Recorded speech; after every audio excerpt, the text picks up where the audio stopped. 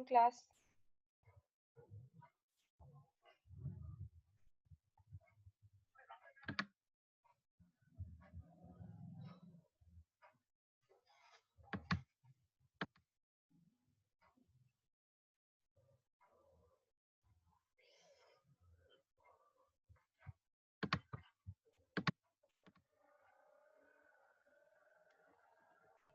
जी class, last time हम लोगों ने एंड किया था अपना लेक्चर, अपडेट वाला कोड कर रहे थे।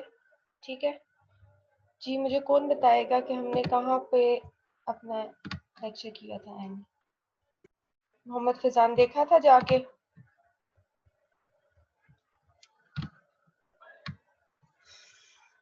हम लोगों ने कहाँ तक काम किया था?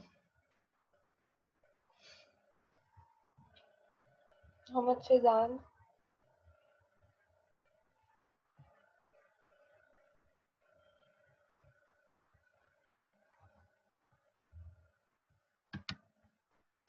जी हम लोगों ने शो इन्फो के टाइम क्या किए थे, एक डिलीट का बटन लगाया था उस पे, उसके ऊपर सेम पेज पर ही जाके डिलीट की जो क्यूरी लिखी थी और डेटा डिलीट किया था। उसी तरह से पोस्ट के लिए क्या किया था, एक और फॉर्म लगाया था सेम जिस तरह से हमने मेथड उसके लिए एक फॉर्म लगाया था डिलीट के लिए, उसी तरह से अपडेट के लिए एडिट के लिए एक फॉर्म लगाया एक टीडी के अंदर।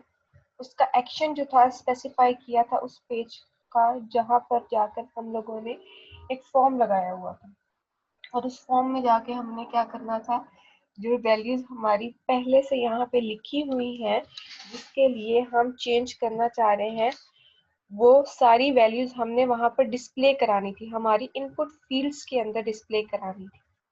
यहाँ पे जो भी डेटा जो शो हो रहा है टेबल के अंदर, जिसके आगे एडिट का बटन लगा हुआ है, जैसे ही उस एडिट के बटन पे क्लिक हो तो हमारा वो सारा डेटा जो है जिधर का एक्शन स्पेसिफाई किया हुआ है उस पेज पे जो इनपुट फील्ड है वहां फिल हो जाए। वहां पर जाकर हम चेंजेस करें, अपडेट के बटन पे क्लिक करें तो वो डेटा क्या होना चाहिए, अपडेट हो जाना चाहिए। तो अब हमने यहाँ पे फॉर्म लगाने के बाद एक सिलेक्ट की क्यूरी लिखी थी, किधर, जहां पर वो फॉर्म लगा हुआ था उस फॉर्म से ऊपर यहाँ पर हमने क्या किया था, एक इस सेट लगाया था, चेक किया था क्या वो बटन जो है वो क्लिक हुआ है, कौन से वाला बटन, जो यहाँ फॉर्म में आ रहा था इनपुट टाइप सबमिट वाला। ये नेम हमने कहाँ पर लिया, इधर लिया। फिर वहां से क्या गेट कर लिया, एक आईडी जो आ रही थी जो हम हिडन फॉर्म में दे रहे थे, क्योंकि उसकी बेस पर क्या होना था, हमने सिलेक्शन करनी थी। जब डेटा मैंने इनपुट फील्ड्स में शो कराना है इसके अंदर, तो वो किसी एक पर्टिकुलर रो से रिलेटेड था, एक पर्टिकुलर आईडी से रिलेटेड डेटा था, तो इसलिए वो सिंगल डेटा था। मुझे यहाँ पर वाइल लूप लगाने की जरूरत नहीं थी, मैंने सिंगल ही उसको फेच किया। एक डेटा आ रहा था सिंगल आईडी की बेस के ऊपर आ रहा था, वो फेच करने के बाद कहाँ पर शो करा दिया, इस इनपुट फील्ड के अंदर। फिर दूसरे इस इनपुट फील्ड के अंदर अब ये इमेज वाली है, इसका मुझे आप लोग बताएं, ये दो जो है हमने उस दिन क्लास में किए थे, मुझे बताएं इमेज के लिए हम लोग कैसे इसको डिस्प्ले करा सकते हैं।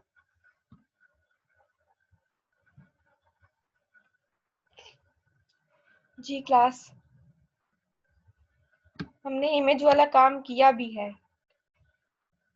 तो वे कैसे डिस्प्ले कराते थे इमेज को?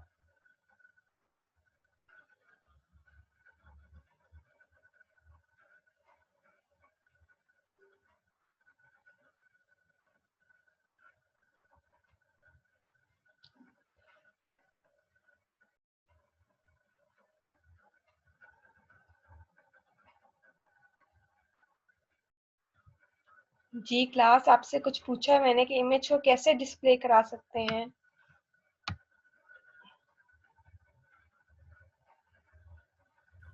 मैम इमेज का टैग लगा के वहाँ पे सोर्स जो डेटाबेस से आएगा उससे। इमेज का टैग और सोर्स तो कहाँ से आएगा, सोर्स, डेटाबेस से आएगा। सिलेक्ट की यस क्यूरी मैम। लगाई हुई है।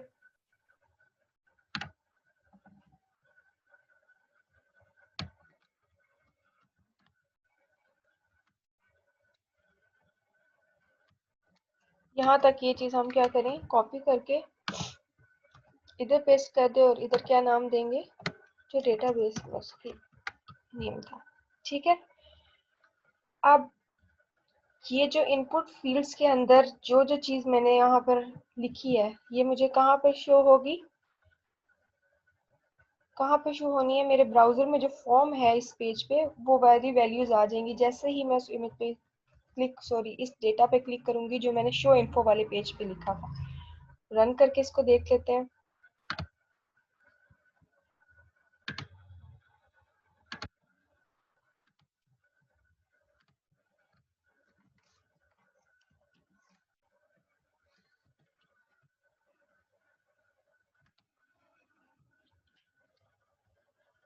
ये डेटा है, अपडेट के बटन पे क्लिक किया, 00 डेटा आया है। यहाँ पर इस पे करते हैं, ये ओ सॉरी ये रोल नंबर ही इधर मेरे ख्याल से मैंने इको कराया हुआ है।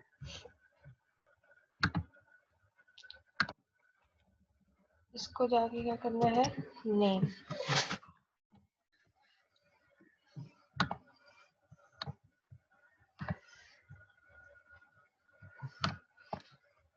अब हम अपने इस वाले पेज पे जाते हैं, रिफ्रेश एक दफा कर लें। ठीक है, इधर से जो डेटा सिलेक्ट करेंगे फिर उसके रोल नंबर और नेम, और क्योंकि जो इमेज इसके साथ थी नहीं इस वजह से वो सिलेक्ट नहीं हो रही। फिर क्या है, लेकिन अपडेट करते हुए भी हमें यहाँ से क्या करना पड़ेगा, न्यू इमेज ब्राउज करके जो आप दोबारा से लगाना चाहते हैं उसके साथ वो सिलेक्ट करेंगे। अगर आपने वो इमेज लगानी है फिर सबमिट कर देंगे तो वो चीज़ हमारी क्या हो जाएगी, अपडेट हो जाएगी। क्योंकि अभी हमने अपडेट का कोड लिखा ही नहीं है, इस सिर्फ और सिर्फ अभी क्या चीज़ दिखा रही हूँ कि ये जो इनपुट फील्ड्स हैं ये क्या हो गई हैं, फिल्ड हो गई हैं उस डेटा से जिसके ऊपर हम लोगों ने क्लिक किया था एडिट पे, जिसके अगेंस्ट एडिट का बटन क्लिक हुआ था उसका डेटा इन इस फॉर्म के इनपुट फील्ड्स में फिल हो चुका है। ठीक है, अब हम अपना कोड करते हैं किससे रिलेटेड, कि हमने अपडेट कैसे करना है। जी, अपडेट के लिए क्या करना पड़ेगा, क्या काम करते थे, जब हम लोगों ने एक फॉर्म रेडी कर लिया फिर हमें क्या चीज जो है वो चाहिए जिसको मैंने ऊपर गेट करना है। जी बताएं।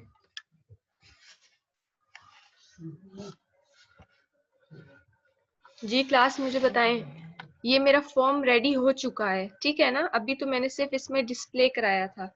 अब मेरा फॉर्म अगर रेडी है तो मैंने उसके ऊपर क्या ऑपरेशन परफॉर्म करना होता है, क्या स्टेप्स करने होते हैं जिसके बेस के ऊपर मैं वैल्यूज जो हैं उसको यूज कर सकूं।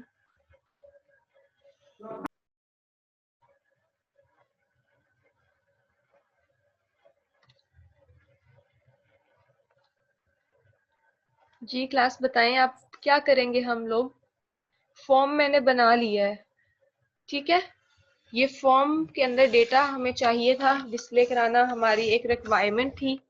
क्यों, क्योंकि हम अपडेट करने लगे थे, मुझे इनपुट फील्ड में शो कराना था, ये तो मैंने करा लिया, फॉर्म मेरा रेडी है। अब मुझे क्या काम करना है, क्या काम करते हैं।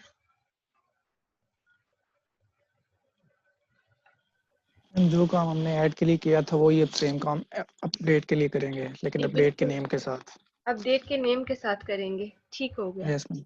अब हम लोगों ने क्या करना है, ये जो वैल्यूज यहाँ पर दी हुई हैं इनको पहले गेट करना है। किसकी बेस के ऊपर करना है, पहले चेक करना है इस बटन के ऊपर कि क्या चीज जो है वो ये वाला बटन क्या क्लिक हुआ है या नहीं हुआ। अब मुझे बताएं, क्या अपडेट की क्यूरी क्या मैंने पढ़ाई थी लास्ट लेक्चर में, हम लोगों ने देखा था ना अपडेट की क्यूरी वो क्या होती है, मुझे बताएं कोई स्टूडेंट।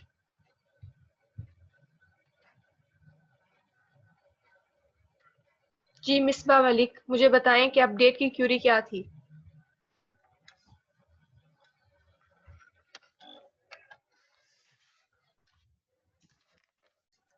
जल्दी जल्दी आंसर किया करें। मिसबा मलिक बताएं मुझे अपडेट की क्यूरी क्या थी।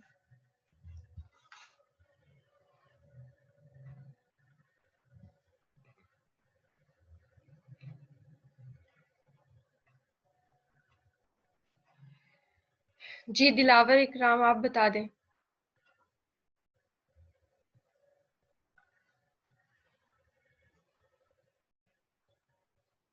अपडेट हम लोग क्या करते थे, कि जब मैंने कोई भी चीज, यहाँ अगर आप लोग देखें टेबल की हम बात कर रहे थे, ये मेरा टेबल था, ठीक है। तो क्या जिस जो भी ये मेरी रो थी, ठीक है, ये डेटा है, इसके अपडेट के ऊपर, इसके अगेंस्ट अपडेट का बटन क्लिक हुआ है, तो पहला स्टेप तो ये हो गया कि ये 0 और ये J यानी इसका रोल नंबर और नेम और इमेज जो है वो वहां पर शो हो जानी चाहिए, ठीक है। दूसरा काम क्या है, अब जहां पर मैं अपडेट क्लिक कर रही हूँ, यहाँ पर तो कितना डेटा है, मल्टीपल डेटा है ना, तो मैं अपडेट की क्यूरी किस तरह से लगाऊंगी। हमने ये बात की थी ना कि डिलीट का केस हो या फिर अपडेट का केस हो, दोनों सीन में आईडी जो है मुझे चाहिए होगी, अदरवाइज क्या हो जाएगा, जिस कॉलम को मैं अपडेट करूंगी पूरे टेबल के लिए उसकी वैल्यू चेंज हो जाएगी।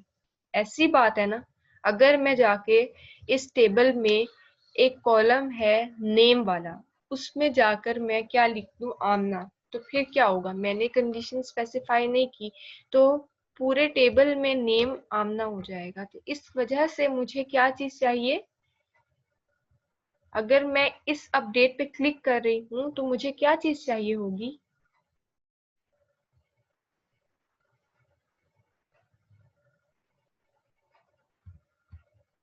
क्लास अभी मैंने बताया भी है, आप लोग फिर भी आंसर नहीं कर रहे। मैम आईडी की बेसिस पे इसको हम सिलेक्ट कर लेंगे, आईडी की बेस पे इसको सिलेक्ट करेंगे, ये वाली मेरी रो है, इसके अपडेट पे क्लिक हुआ है तो मुझे इसकी आईडी लेनी है। तो अब वापस कोड में जाएं और मुझे बताएं कि मुझे यहाँ पर क्या चीज चाहिए होगी, और यहाँ पर रोल नंबर आ रहा है, नेम आ रहा है, इमेज आ रहा है, तो मुझे आईडी भी चाहिए। पहले जब हम इंसर्ट के केस में वो चीज ऑटो इंक्रीमेंटेड थी, ठीक है, तो वो क्या था, हम लोग इंसर्ट नहीं करते थे, इसलिए अब हमारा अपडेट का केस है, अपडेट के केस में तो मुझे क्या करना है, जो आईडी है वो तो हमारा केस में पहले से इंसर्टेड है, सिर्फ उस रो को अपडेट करना है मैंने, ऐसी बात है ना। तो अपडेट किसकी बेस पे है, आईडी की बेस पे आ रहा है, तो आईडी को मुझे यहाँ पर कहीं ना कहीं मेंशन करना पड़ेगा। तो मेरे पास आईडी कहाँ से आ रही थी, इधर से आ रही थी, जो मैं लास्ट पेज से भेज रही थी, जो मेरा शो इन्फो वाला पेज था, इस पर एक इनपुट टाइप हिडन लगी हुई थी, जिसमें मैं क्या कर रही थी, अपनी आईडी सेंड कर रही थी, कहाँ पर, test1.php वाले पेज पे। एक्शन कहाँ का स्पेसिफाई था, इस पेज का था, कि जैसे ही मेरा इस बटन पे क्लिक हो, कौन सा बटन, जो इनपुट टाइप सबमिट दिया हुआ है कि अपडेट वाला, इस बटन पे मेरा क्लिक हो, वैसे ही क्या हो जाए, ये जो हिडन में आईडी है ये कहाँ चली जाए, इस पेज पे चली जाए। यहाँ पर आकर मैंने इस आईडी को क्या कर लिया, फेच कर लिया। अब ये वाला जो इस सेट लगा हुआ है $_post अपडेट, ये किससे रिलेटेड है, इस बटन का जो है, इसका फॉर्म इससे लिंक्ड है, ठीक है। तो मतलब जब वो फॉर्म सबमिट हुआ तो यहाँ पर कंट्रोल आ गया, यहाँ से आईडी जो है वो मैंने ले ली और उसके बेस के ऊपर ये सिलेक्ट की क्यूरी लगाई और सारा काम परफॉर्म कर लिया, और इसके थ्रू ही मैंने फॉर्म में डेटा शो करा दिया। लेकिन अब अगर आप देखो, इस वाले सबमिट बटन पे मैं क्लिक करूंगी तो वो न्यू सीन चलेगा, क्यों, क्योंकि यहाँ पर दोबारा क्या हो रहा है, अब ये वाला डेटा सबमिट हो रहा है, तो यहाँ पर तो कोई आईडी उसको मिल ही नहीं रही, पेज रिफ्रेश हो जाएगा। ये आईडी जो है मैं इसको ऊपर कैसे भेजूंगी, डायरेक्ट मैं यहाँ पर जाके आईडी को कॉल इस पेज पे नहीं कर सकती। क्यों नहीं कर सकती, क्योंकि यहाँ पर जो मैंने आईडी यहाँ पर गेट किया वो किसके थ्रू की है, कि बटन पे क्लिक हुआ है तो उसके कंट्रोल में आके मैंने ये काम किया है। अब क्योंकि मैंने इस फॉर्म के थ्रू अपनी आईडी भी आगे भेजनी है, तो मुझे यहाँ पर भी एक कंट्रोल लगाना पड़ेगा। जी जी, अच्छा, मुझे यहाँ पर भी क्या लगाना पड़ेगा, एक कंट्रोल, जिसमें मैं क्या भेजूंगी, अपनी आईडी। सेम काम जो हमने इधर किया था उसी तरह से मैं क्या करूंगी यहाँ पर भी। अब इधर के लिए क्योंकि मैंने डेटा जब ऊपर देना है, आगे पोस्ट करना है, तो इसलिए मुझे क्या करना पड़ेगा, हिडन टाइप एक फील्ड बनानी पड़ेगी, इनपुट फील्ड, नेम,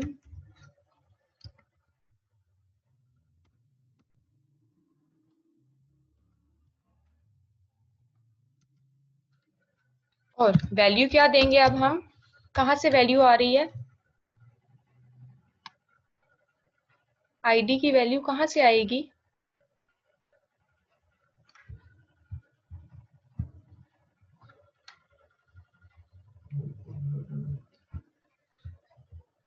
आईडी की वैल्यू कहाँ से आएगी क्लास,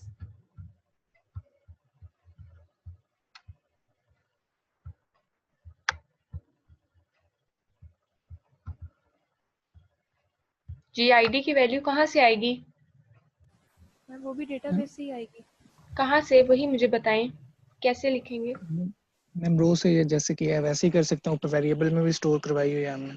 हाँ वेरिएबल में स्टोर कराने वाली मैं यूज नहीं कर सकती, अभी मैंने ये चीज बताई है, क्यों, क्योंकि इसका वो क्या है, इसका फॉर्म पे क्लिक हुआ यहाँ पर आ गया, ठीक है ना, तो मुझे दोबारा से ये जो जिस तरह वही से मैंने, PHP कोड। हाँ पहले वाली चीज जिस तरह हमने ये चीज की है ना, इस तरह से यहाँ पर कर लेंगे।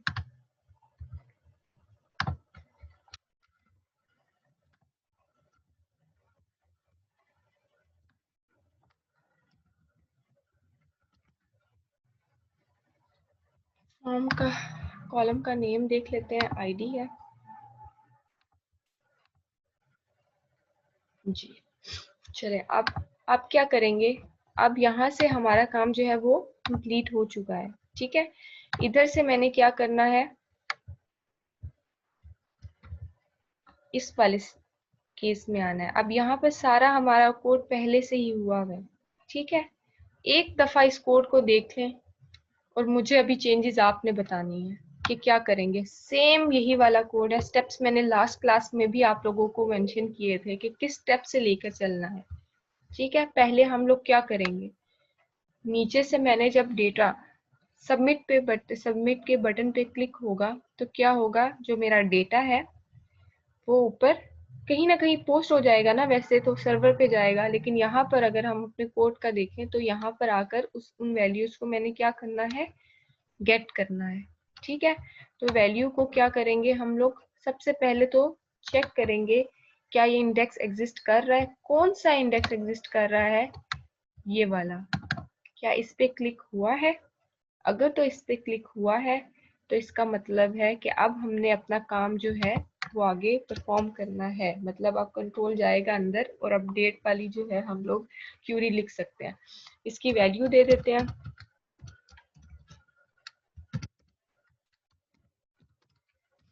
जो बटन पे शो होगी, ठीक है। ऊपर आकर यहाँ पर नेम के थ्रू, ये तो सेम रहेगा क्योंकि इस सेट जो है उसके नेम पे होता है तो उसका नेम सबमिट ही लिखा हुआ है। फिर क्या करना था, रोल नंबर इसी तरह से लेना था, नेम इसी तरह से लेना है, ठीक है। फाइल जो है सेम काम ही रहेगा, इमेज की फाइल का भी बिल्कुल यही वाला काम है कि इमेज की फाइल को हम कैसे चेक करते थे, ये हमने यहाँ पर कंडीशन लगाई थी ताकि इमेज जो है वो सिलेक्ट हुई है या नहीं हुई उसकी बेस के लिए, ठीक है। फिर हम लोगों ने पाथ बनाया था, पाथ बनाने के बाद उसको अपलोड करना था, और अपलोड किसके थ्रू करते हैं, टेम्प नेम के थ्रू करते हैं और उसका पाथ दे देते हैं। फिर क्यूरी जो है अब हमारे केस में क्या बनेगी, अपडेट की, क्योंकि हम डेटा इंसर्ट नहीं कर रहे, दोबारा से न्यू रो ऐड नहीं कर रहे, बल्कि पहली जो रो थी उसमें क्या कर रहे हैं, चेंज कर रहे हैं। तो यहाँ पर आके क्यूरी जो है वो मैं क्या कर दूंगी, एक न्यू क्यूरी बनाऊंगी, और क्या बनेगी वो क्यूरी,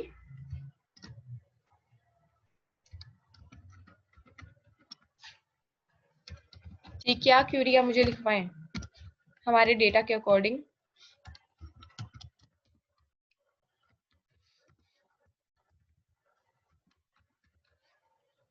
जी क्लास, क्या क्यूरी बनेगी,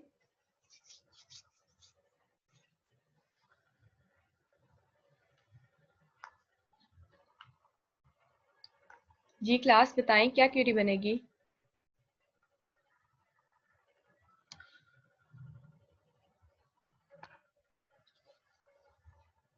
अपडेट की क्यूरी भी किसी ने नहीं देखी।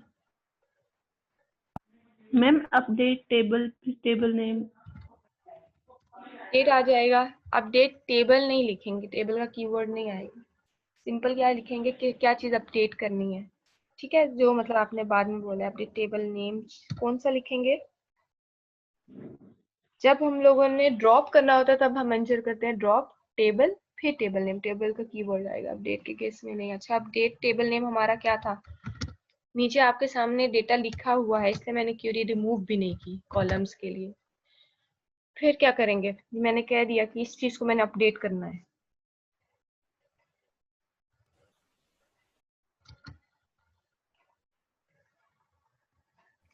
हम सेट का कीवर्ड यूज करेंगे।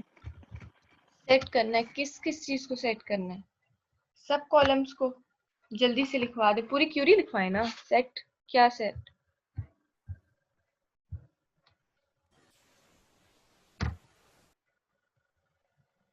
नेम, इमेज और रोल नंबर दोबारा सेट करेंगे। ये जो कॉलम्स हैं इनकी वैल्यू क्या करेंगे, दोबारा से सेट करेंगे।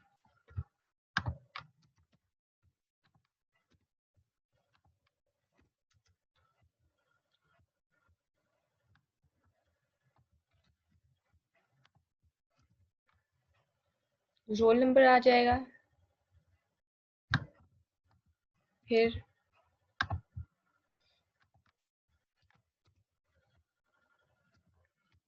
डॉलर नेम, और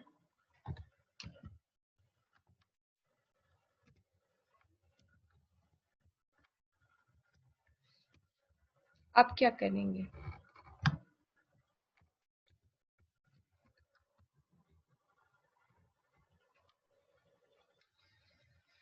अब क्या करेंगे, मैम वही बस रिजल्ट में उसको क्यूरी का नेम वो अपडेट कर देंगे, बाकी वही डाटा नहीं चेंज कर देंगे बस, इको वगैरह। नहीं, क्यूरी कंप्लीट मैम नहीं है, क्यूरी कंप्लीट नहीं है। इस क्यूरी को रन भी तो करना है ना। नहीं, अभी ये कंप्लीट ही नहीं है। ID ma'am where. आईडी नहीं है यहाँ पर, पहले मुझे आईडी को गेट करना है, ठीक है ना। मैंने बाकी वेरिएबल्स तो वही रखे हैं क्योंकि हमें इंसर्ट के केस में चाहिए नहीं था, ये चीज पहले आपको बताई है, ठीक है। आईडी तो हमने खुद से इंसर्ट नहीं करनी होती, इस वजह से इन वेरिएबल्स को हमने ऊपर यूज ही नहीं किया था। अब मैंने क्या करना है, यहाँ पर एक आईडी, और आईडी कहाँ से आ रही है, सेम जैसे नीचे मैंने हिडन में दी थी, और उसका नेम क्या था देख लेते हैं।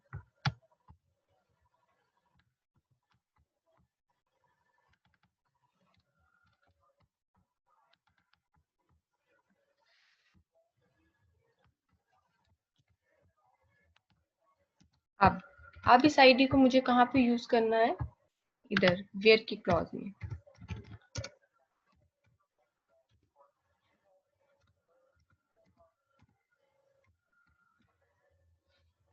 अब मेरी क्यूरी क्या है, कंप्लीट हो गई है। अब बाकी क्या है, सेम जिस तरह से यहाँ पर काम किया था इंसर्ट के केस में, क्योंकि अपडेट भी जब होता है तो कोई रोज रिटर्न नहीं होती आउटपुट में, बल्कि हमें क्या आउटपुट आती है, या तो ट्रू आएगा या फॉल्स आएगा, ठीक है, कोई डेटा नहीं आएगा। तो इसलिए हम इसके ऊपर डायरेक्ट जो है वो लगा सकते हैं कंडीशन ट्रू या फॉल्स पे। इफ लगा देंगे, अगर हो गया तो डेटा क्या है, डेट हो गया, नहीं हुआ तो फिर ये चीज। अब इसको रन करके देख लेते हैं, ठीक है। यहाँ पर अभी तक किसी को कोई बात ना समझ आई हो तो बताएं, हम कोड को रिपीट कर लेते हैं। अभी तक सबको बात समझ आ गई है कि हमने क्या किया है अपडेट के लिए। जी क्लास, सबको समझ आई है कि क्या अभी काम किया है हम लोगों ने।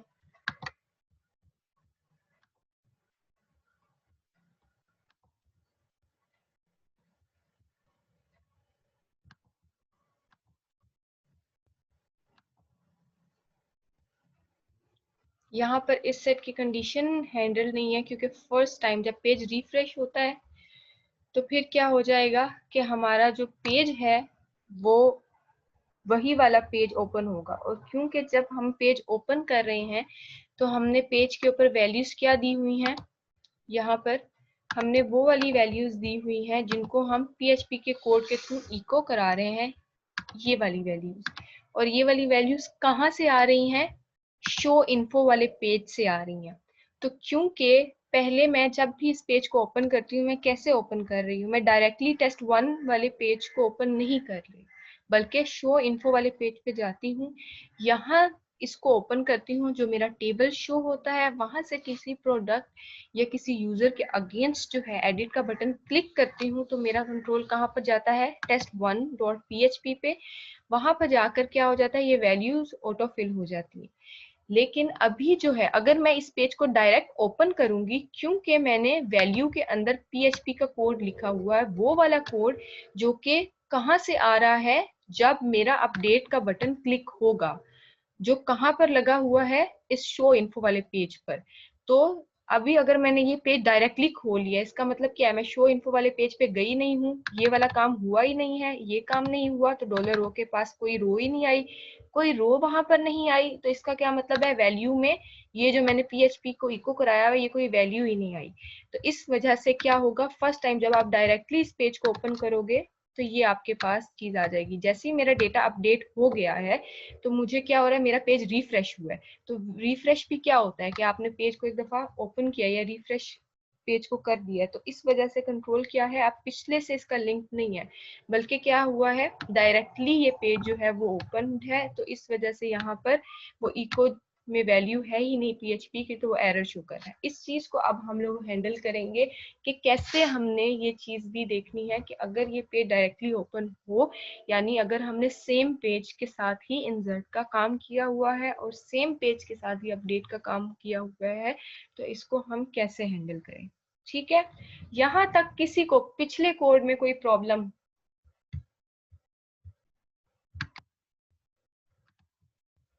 अभी तक जो हमने काम किया है क्लास, उसमें किसी भी बात की समझ नहीं आई तो फिर पूछ लें, कोई भी चीज अपडेट के कोड में या डिलीट के कोड में। सबको क्लियर है, आगे मूव करें।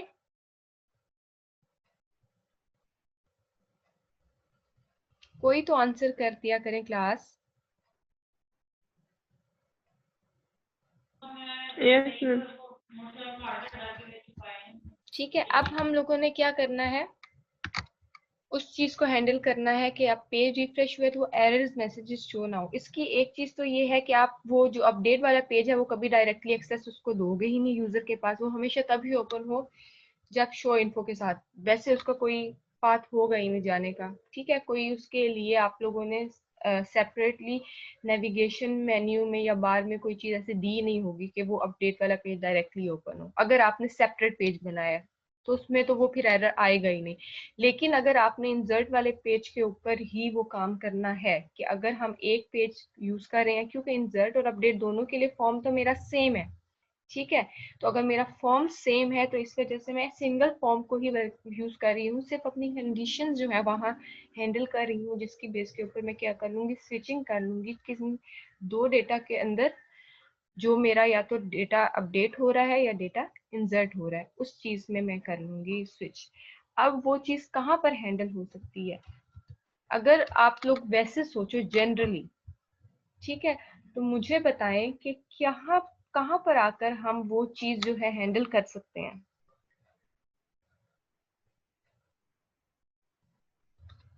क्या लगता है, क्या चीज माइंड पे आती है। ये हमारा फॉर्म था, देखें, इसमें आपको क्या लगता है कि जनरली आप क्या लॉजिक लगा सकते हो। जो आइडिया माइंड पे आ रहा है वो अपना आइडिया शेयर करें। मैम इफ एल्स के साथ लगा के अगर वो पोस्ट बैक नहीं हो रहा तो ये सारी वैल्यूज में एम्प्टी स्ट्रिंग रख देंगे, जी इस तरह से भी कर सकते हैं। जी, हम वो चीज कर सकते हैं, और फिर उसके ऊपर वो इफ एल्स के साथ हमने कर दिया कंडीशन के साथ कि अगर तो वो वाली डेटा वहां से नहीं आ रहा है, वो चीज एम्प्टी आ जाएगी, अदरवाइज हम लोग यहाँ पर वैल्यू स्टोर कर देंगे।